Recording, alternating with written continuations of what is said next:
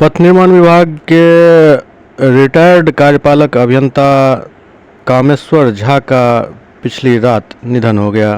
बलभद्रपुर स्थित उनके आवास पर उन्होंने अंतिम सांस ली।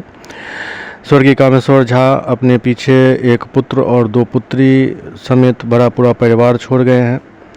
उनके निधन से हायाघाट प्रखंड क्षेत्र में शोक की लहर है।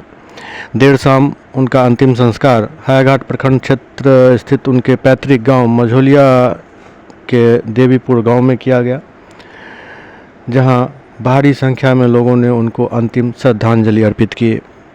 इस दौरान उनके पुत्र प्रशांत कुमार झा ने उनको मुखाग्नि दी।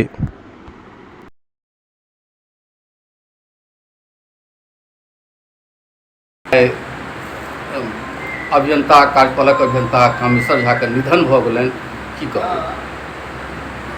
2002 में ही अवकाश ग्रहण केलखिन कार्यपालक अभियंता ड्यूटी से, और कोई दिन के बाद ही आई रात में उनका निधन भ गए।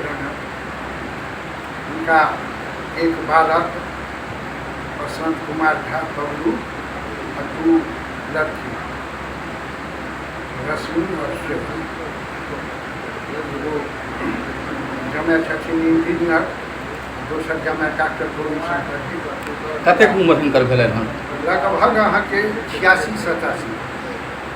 भरल पूरा परिवार छोड़ गेलखिन, पूरा सब चीज नॉर्मल पूरा परिवार के बसा कर देलखिन। ककरो कोई दिक्कत